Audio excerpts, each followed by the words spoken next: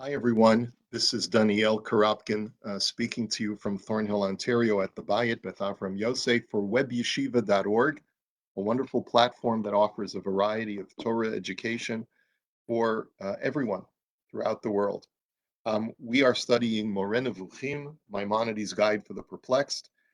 We are in the second section, at the second out of three sections. We are going to be covering, hopefully, two chapters today, chapter 7 and chapter 8. They are relatively small chapters and quite straightforward.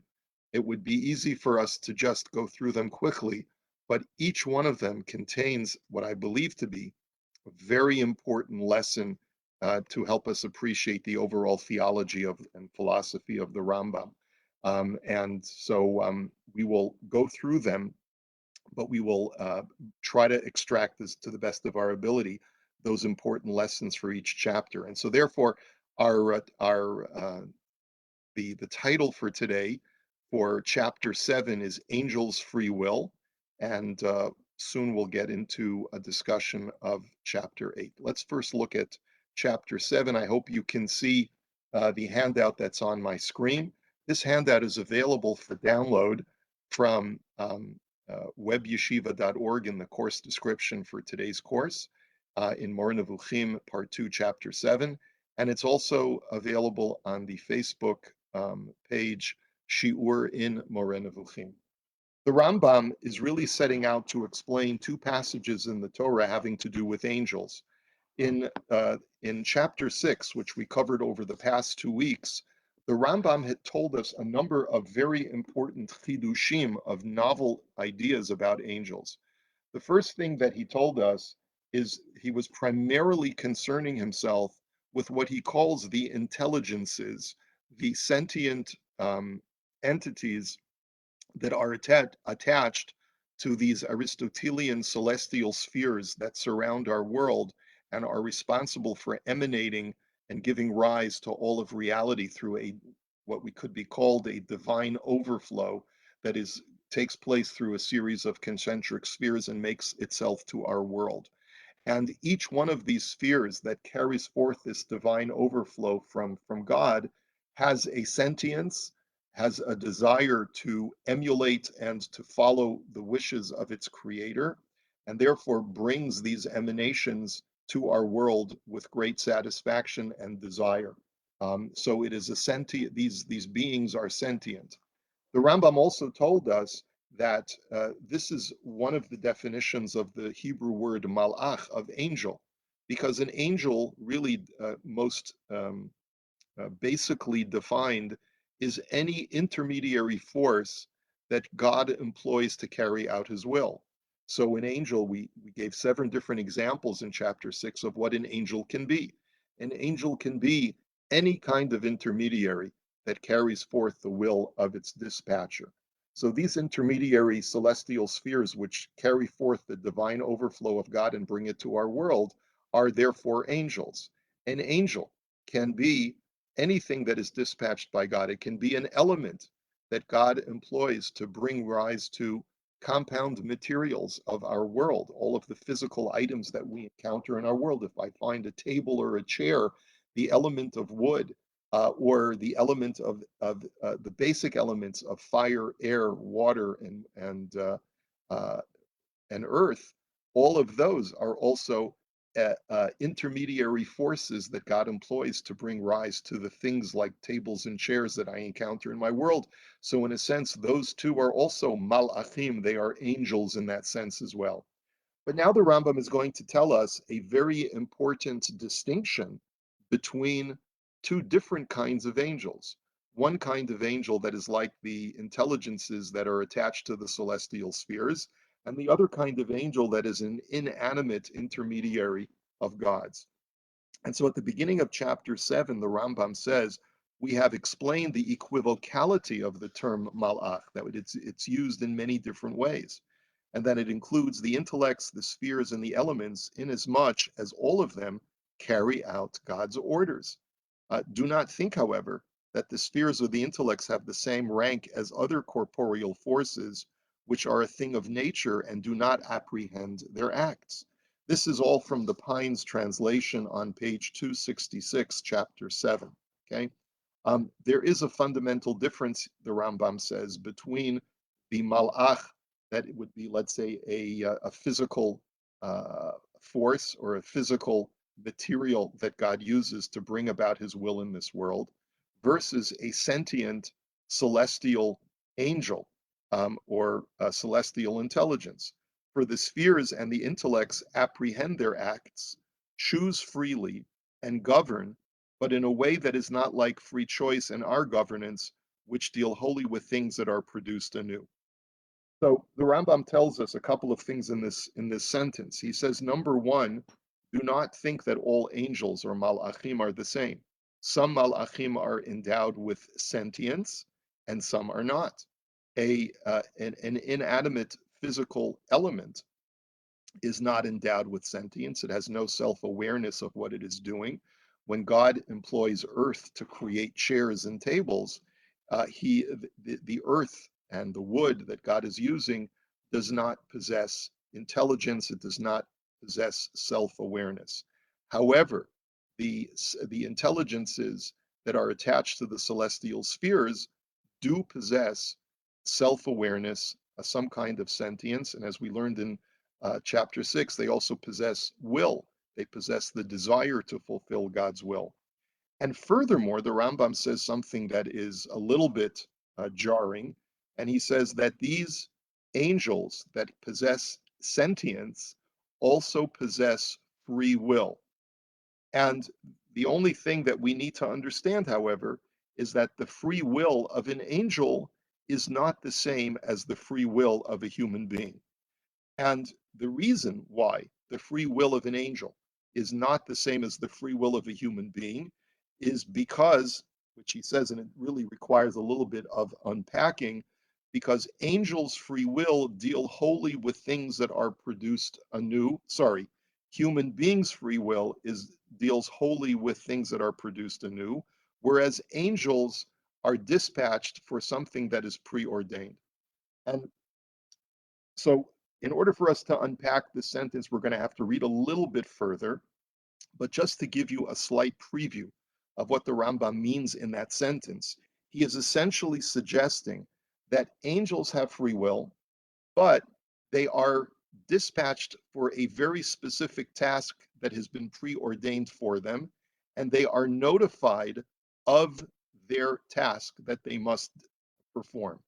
Human beings are placed in a habitat that we call this world, Olam Hazeh, and we are constantly being presented with new experiences and new scenarios that do not allow us to understand what our dispatched purpose is. You and I, as human beings, we all have purpose. We all have a function that we're supposed to fulfill. But our free will includes trying to figure out what our purpose is and what to do with the experiences and scenarios that we are presented with in life. Angels, by virtue of the fact that they are dispatched for very specific purposes, and as the Rambam had quoted from our sages, they are only given one function in many instances, in many different types of angels. Since they're only given that one specific function and they are notified of that function, their free will differs fundamentally from ours because they know exactly what they are supposed to do. In what sense then do they have free will if they are given very clear instructions of what they are supposed to do? We're going to have to discuss that momentarily. So the Rambam is using this principle that angels have free will, just not the same as human free will, to help us unpack two passages in the Torah which deal with angels. The Torah has by its letter expressed several notions that draw our attention to this. Thus, the angel says to Lot. So the first passage that we're going to be seeing is the passage having to do with a story in Parshat Vayera in the book of Genesis, chapter 19, that has to do with the angels that were dispatched by God to destroy the cities of Sodom. And if we look carefully, and this is why we have our handout in front of us on our screen, let's take a look, starting with verse 17, Pasuk Yud Zayin. Vayihi chahutziam otam hachutza, that when Lot uh, uh, took them outside, Vayomer himaleit al nafshecha, and one of the angels turns to Lot and says to him, "You must flee for your life. Al tabit acharecha, and do not look behind you. You must hahara himaleit pentisafeh, run towards the mountain. You must flee towards the mountain because this entire plain is going to be, this entire valley is going to be destroyed." Vayomer Lot alehem al na Adonai. And Lot says to them, please know, my masters. Hinena matzav dechachen be'enecha vatagdel chastecha asher asita imadi la'achayot et nafshi. You have done great kindness for me in allowing me to live. Ve'anochi lo uchal lihimalei tahara pentit bakani hara'a vamati. I cannot flee to the mountain, lest evil attach itself to me and I will die. Now, just to try and understand, what was Lot's actual concern about fleeing towards the mountain? What evil was he concerned with? Rashi gives us the midrashic interpretation that Avraham, his uncle, lived in that mountainous area that the angels were telling him to flee to, and Lot was concerned that living in such close proximity with his righteous uncle Avraham would reflect badly on him, and that would cause his downfall. Because when an average or less than average person lives in close proximity with a righteous person, the contrast between the two is most glaring, and that will cause the downfall of that less than good person. And that was what Lot was concerned about. But Chizkuni, another medieval commentator, says that we can just look at it in a very simple understanding, that it's got nothing to do with the righteous levels of Avraham and Lot, respectively, but rather, I was concerned, Shel Hagafrit v'Hamelech v'Ha'ish Hamitzpashtim ad lemerchok, that Lot was saying, I'm worried if you're going to be bringing fire and brimstone down upon this entire valley, and I'm obligated to flee from here. What happens if some fallout? What happens if there's going to be projectiles of brimstone that are going to be flying out of the valley while I'm running towards the mountain, and I'll get hit by it, and maybe something bad will happen. But Lot was basically asking the angels to change their instructions. They gave him an initial instruction to run towards the mountain, and he requested of them, "Hinena ha'ir hazot kirova lanu shama vihi mitzar." Do me a favor. There's a little village. It's called Mitzar, which literally means fortress or sanctuary. Let me run there, and it'll act as a sanctuary for me. And the angel, Vayomer elav hinena sati fanecha gam ladavar hazeh. The angel says to Lot, I assent to your request, essentially. Levilti hofkia ta'ir asher dibarta. I will not destroy the village of Mitzar. I will give it to you as a place of sanctuary, but I will destroy everything else in its vicinity. And therefore, run, flee there, and I will, because I cannot destroy the rest of the plain until you run there and attain sanctuary. And that is why the name of the city is Tsoar. So the Rambam says, if angels do not have free will, which is the conventional understanding, then how could Lot's argument sway the angel? The angel was given a specific function, which was to do exactly a certain set of protocols in order to destroy the city of Sodom.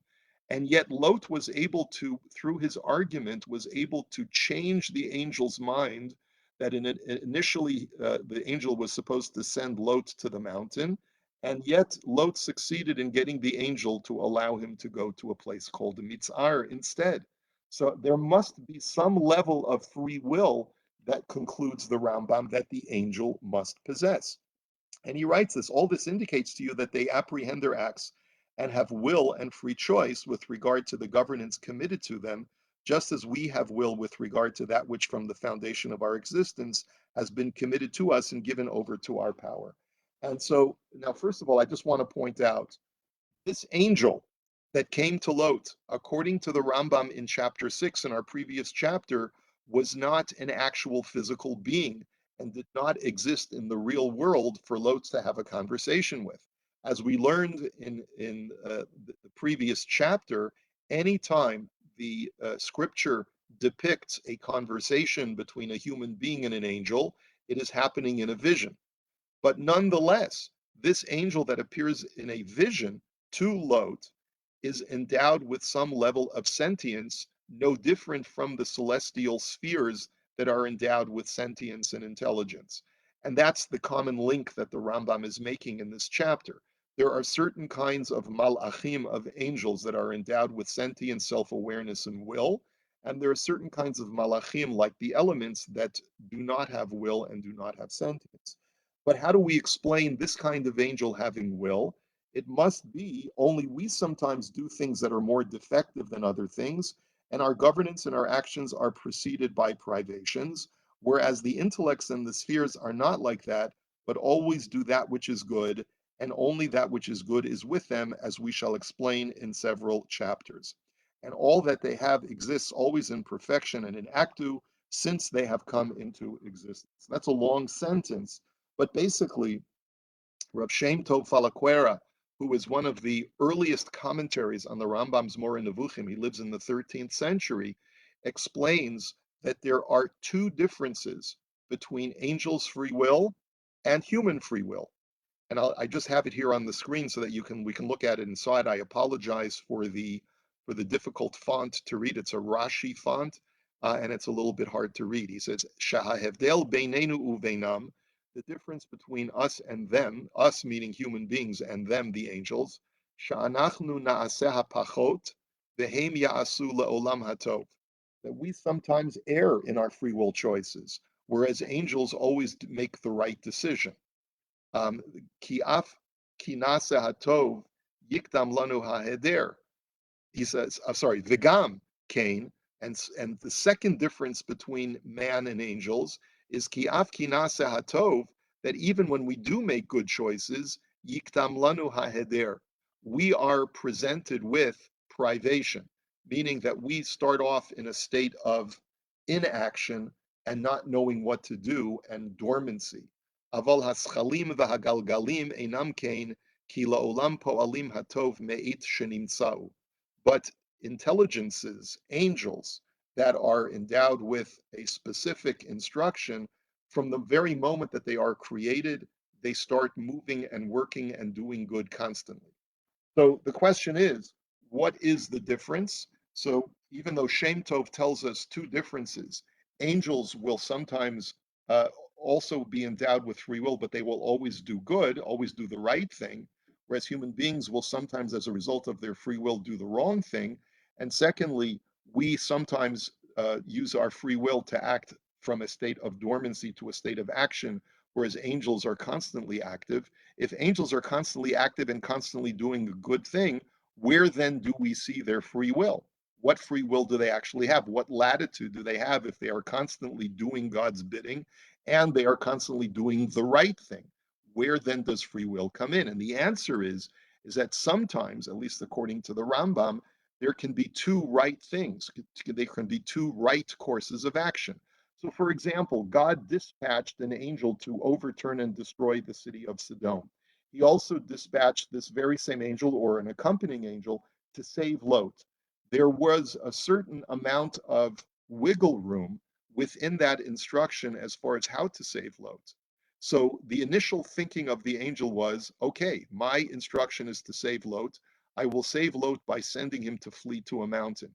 But there is free will that the angel has, that if he is convinced that there's a more effective way or a more, let's say, merciful way to save that individual that he's been sent to save, he can, at his discretion or its discretion, choose to save that individual in another way.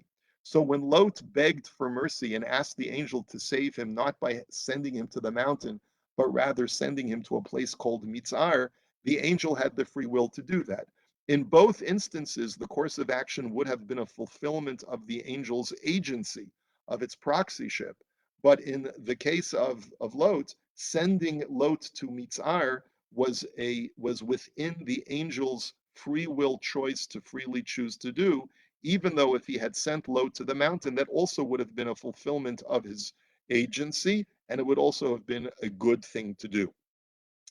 The other example that the Rambam gives is in Parshat Mishpatim. And remember, this is before the sin of the golden calf, where God instructs the Jewish people in chapter 23 of Exodus, verses 20 through 23.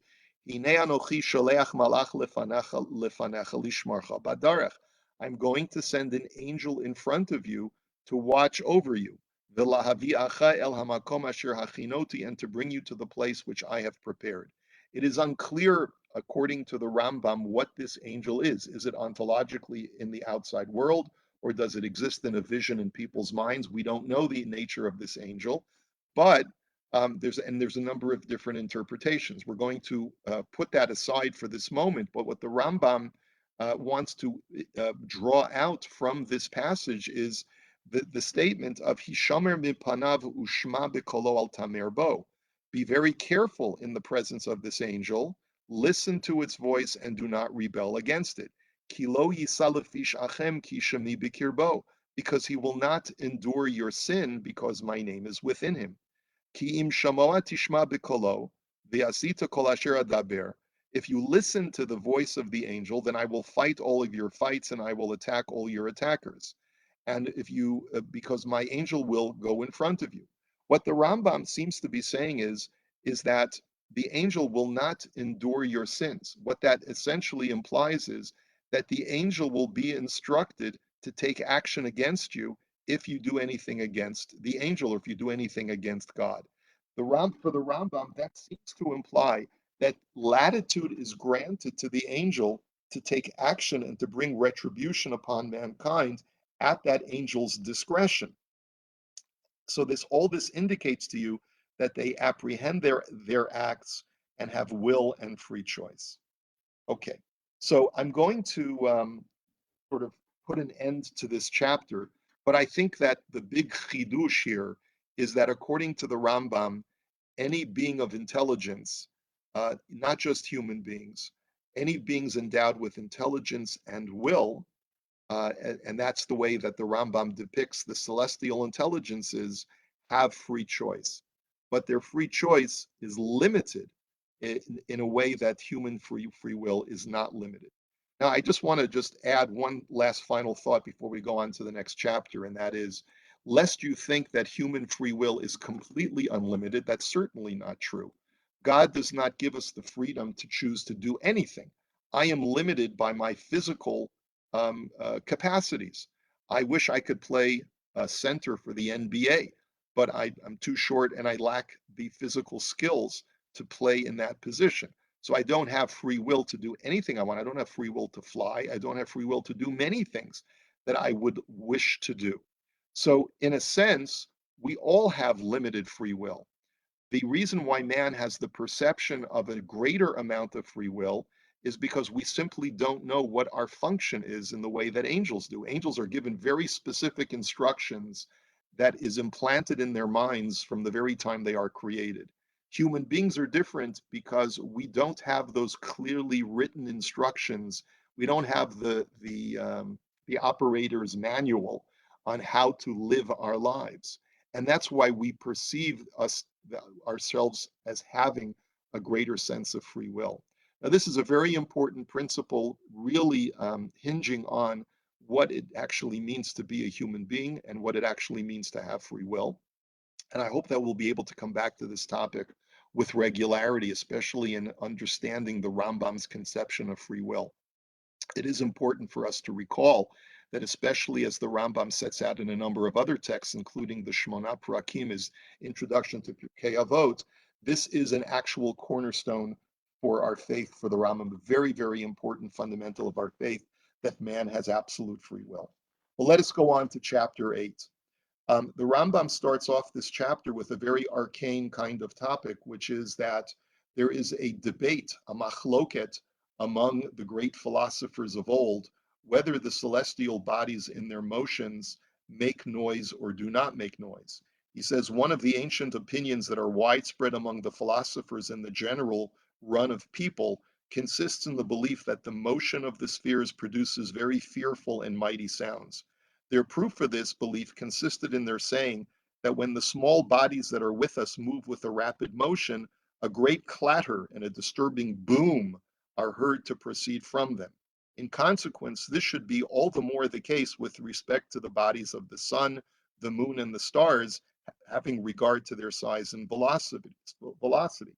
When you take a ball and you tether it to a rope, and you tether that rope, let's say, to a stick, and you spin that stick really, really fast, so eventually you hear the ball making a whizzing sound because of the air that it is vibrating against, and therefore that makes a very loud sound. It can make a very loud sound. So now imagine this ball is not just a little rubber ball, but it's a huge planet, or it's a huge sun or a moon moving at great speeds through the sky.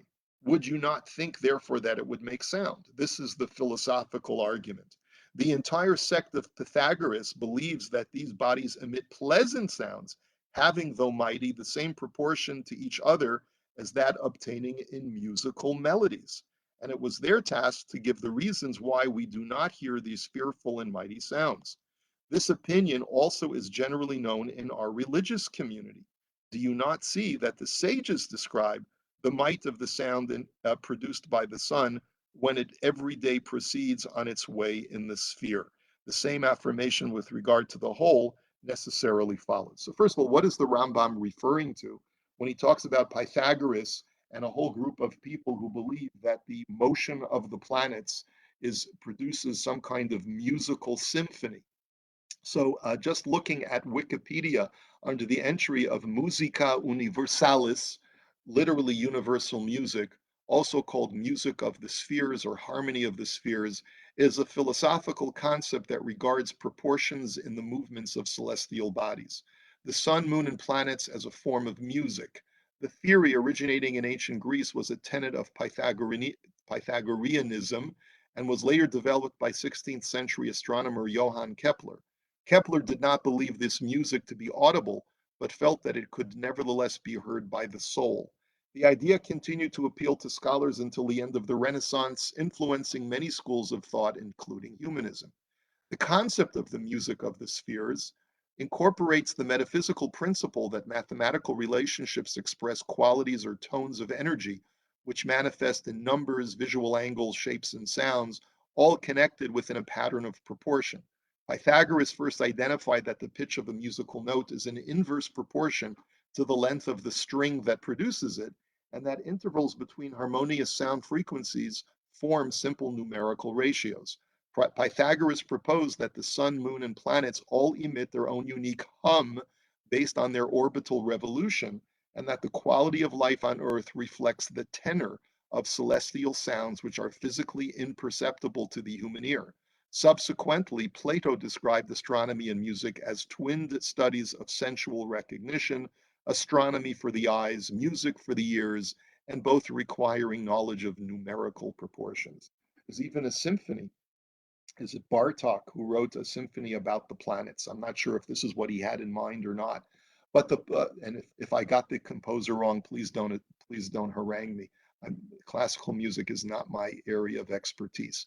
But the question is, why don't we hear the sound of the celestial bodies?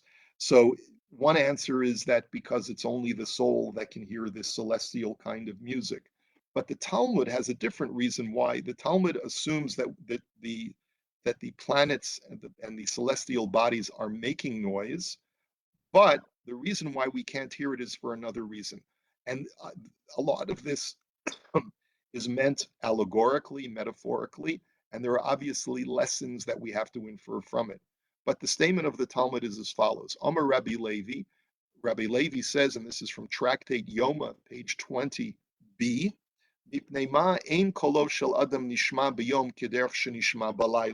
why is the human voice not as audible during the day as it is at night? You know, when you walk on the street at night, it seems like your voice projects much farther than when you speak during the day. There seems to be just some kind of din in the air that prevents your voice from traveling further in the day. This was true not only when there was traffic on the streets, but it was true even in the ancient world. shemenaser barakia kacharash hamenaser ba'arazim. And the reason is, says the Talmud, is because the sun is making a constant clanging sound, just like a carpenter is sawing against the wood and constantly sawing away. When you hear a a carpenter sawing wood, it makes a loud noise, and that's the disruption to human voice, and that's the reason why voice does not carry significantly over the course of the day. Without getting into too much detail, we're going to skip the next line, but the Talmud quotes a verse in the book of Daniel to support this, Daniel chapter 4, verse 32, as it says, V'chol dayara ara kala chashivim, that every member of the planet, every person who lives in this world, are like naught. And like naught is the name of the sawdust that the sun creates in the course of its motion. Now, how does the sun create sawdust or some kind of material that it's scraping against and that causes this kind of debris that the sun creates? And we'll get to that in just a second. The next statement is Ilmale galgal chama nishma kol hamona shel romi, v'ilmale kol hamona shel romi nishma kol galgal chama. The Talmud also makes another statement. The question is, why then don't we hear this sound? Why don't we hear the sun making sound? All we know is that human voice is suppressed during the daytime when the sun is out. Why can't we hear the sound that the sun makes? And the answer is because there is another competing sound, and the two types of sound cancel each other out. There's a commotion that is being created by the Roman Empire. That's what the Talmud says, and it's a very vague kind of statement. The Roman Empire makes a huge amount of sound commotion, and that sound that's emanating from the Roman Empire cancels out the sound of the sun, and the sound of the sun in turn cancels out the sound of the Roman Empire. There's a lot great depth in this Talmudic statement, but if we are to take it literally, it means that the sun is making noise, the sound is canceled by some other sound in our environment, and that's why we can't hear it.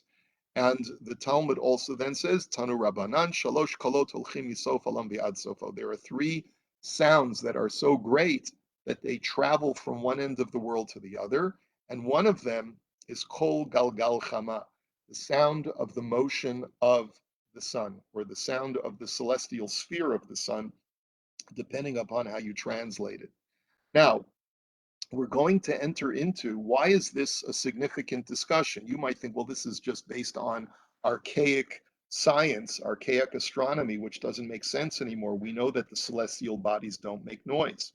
So the answer is, let's now look at the next paragraph. He says, Aristotle, however, does not accept this and makes it clear that the heavenly bodies produce no sound. Now we have a conflict between Aristotle and the rabbis, not just Aristotle and Pythagoras, not just Aristotle and Plato, but Aristotle and the sages. Okay? You will find the statement in his book On the Heaven. From the passage there, you will understand this. You should not find it blameworthy that the opinion of Aristotle disagrees with that of the sages, may their memory be blessed, as to this point. For this opinion, I mean to say the one according to which the heavenly bodies produce a sound, is consequent upon the belief in a fixed sphere and in stars that return. But you know, on the other hand, that in these astronomical matters, they preferred the opinion of the sages of the nations of the world to their own. For they explicitly say, the sages of the nations of the world have vanquished, meaning that we reject our own opinion, said the rabbis, and we go with the opinion of the sages of the world. And this is correct. And we'll save the last two sentences for the conclusion of our presentation today. What is the Rambam referring to? He is referring to a passage in Talmud from Tractate Pesachim, page 94b, where the rabbis debate on a couple of different issues having to do with astronomy, their understanding of astronomy during their time. And just to look at it, it's in source number 6 in your sheet. Tanu Rabbanan, Chachmei Yisrael Omrim, Galgal Kavua Umazalot Chozrin. There is one opinion, and that is the opinion of the sages of Israel, that there is a fixed celestial sphere that is motionless. It does not move. It surrounds our planet and does not move. And the stars that belong to that sphere move within the orbit of that motionless dome. So the stars are moving within the, the dome that is stationary, and the stars are moving. וחכמי אומות העולם אומרים, גלגל חוזר ומזלות קבועים. But the wise men of the other nations say that it is the celestial sphere that or dome that is constantly in motion, and the stars are embedded within that sphere and are motionless. So the question is, do individual stars move, or are they embedded within a sphere that is constantly in motion? Now, you know that Aristotelian cosmology, Aristotelian astronomy subscribes to the latter belief, the belief of Chachmei Umot Ha'olam. We've studied enough of Moreh Nevukhim to understand that the Ptolemaic planetary system, which is what Maimonides subscribes to, has the Earth in the center with a bunch of concentric spheres which are constantly in motion. That's what the Rambam has been talking about for the last several chapters in describing Aristotelian cosmology. And if so, we know that Aristotle subscribes to what is the position of Chachmei Umot Ha'olam. Now, the Talmud in Psachim further discusses another machloket as to where the sun goes at night when the sun sets. It's also, it would seem, to be predicated, at least one could argue that it's predicated on the same debate. Because if you understand that we are dealing with a motionless, stationary dome above us, then the sages maintained, where does the sun go? The sun departs from the bottom of the dome because it's only a hemisphere. It's a dome that is only a half of a sphere, and the sun leaves from the bottom, crawls out and goes above the dome, and makes its way back to the east, to the eastern horizon in the morning. But the Chachmei Umot Ha'olam say that no, the sphere is in motion. It's a full sphere, not just a hemisphere, and it's constantly in motion. And the sun therefore goes underneath our planet at night and re-emerges on the eastern horizon because of the motion of the sphere. And it's to that that Rabbi Yehuda Hanasi said, "V'nir in divrehen midevarenu," that we finally concede that their astronomical conception of what's going on in the planets with the celestial bodies is more correct than ours. And therefore, the conclusion of the Rambam in this chapter is that even though initially the rabbis had agreed with Pythagoras that the heavenly bodies are making noise, but that was only because they had subscribed to an erroneous conception of the motion of the celestial spheres. They thought that these celestial spheres were motionless.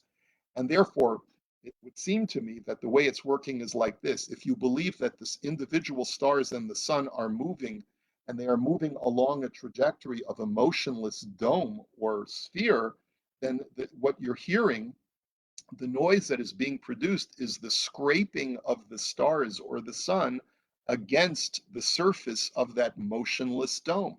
And it's because there's that abrasive motion, movement of a moving body against a motionless body that you're getting this very, very loud noise that's being made.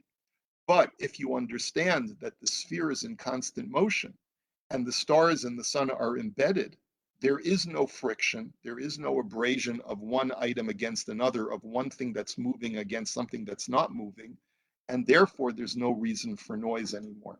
That seems to be the reconciliation that the Rambam is offering. But what's so important about this are the last two sentences in what this we're going to conclude. For they explicitly say, for everyone who argues in speculative matters does this according to the conclusions to which he was led by his speculation. Hence, the conclusion whose demonstration is correct is believed. And this basically is where the Rambam says, and this is earth-shattering, so I want to leave you with this, even though we're going a little bit over time. The Rambam says that when it comes to certain matters that the sages present to us, even when they are presented to us in black and white in the Talmud, some of their statements are based on science that makes sense to them at the time, but they are willing to have their minds changed if facts are presented to them, which shows their initial impression about how things work in the universe to be mistaken, to be based on archaic or outdated science. This is a very important statement that the Rambam is making. He will make it in a number of places, but just please put sort of like a little sticky thing on your chapter, section 2, chapter 8, where the Rambam clearly indicates that there are sections of rabbinical uh, um, literature that make statements. These statements are based upon the science that was known in its time. And when those scientific beliefs become outdated and are proven to be incorrect, the rabbi statements adjust themselves accordingly. The rabbis are not infallible when it comes to matters where they speculate upon based on the science of their day. And Rabbi Moshe ibn Tibon, who is the son of the translator of the Moreh Nevukhim, the initial translation of the Moreh Nevukhim into Rabbi Shmuel ibn Tibon is his father. He translated Moreh Nevukhim from Arabic to English initially. He writes, he's one of the Rishonim who lives in the 13th century. He says, he quotes this passage from Moreh Nevukhim. He says, Ein adam mechuyav lahamin b'chol masha amru, that a person is not obligated to believe everything the sages say in the Talmud or the Midrash, imheim bidvarim tivi'im o limudim o elokiyim o zulatam she'ein bo din o mitzvah o emunah.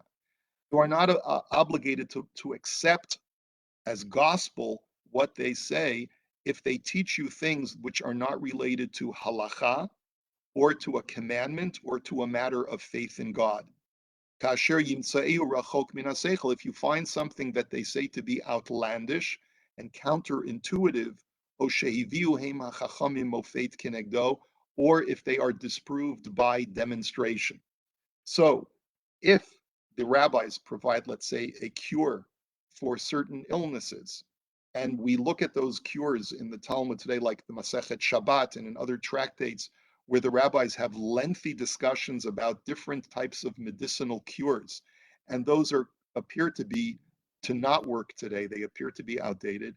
We are not at all obligated to listen to them. And Rav Moshe ibn Tibon is really a Maimonidean and is really just following in the path that the Rambam has set out for him. I've gone way over time, but I wanted to see if we could cover these two chapters today. Chapter 7 deals with the issue of free will, a very important discussion of angels' free will, which will ultimately reflect on what human free will means. And chapter 8 discusses the idea that there is a fallibility that can be allotted to our sages when they base their statements on the modern medicine and science of their day and are not saying something that is based on tradition. These are two very important topics, and I hope that we don't take them for granted. And I think I've spoken enough. And let me wish you a good rest of the week, and we'll speak to you soon.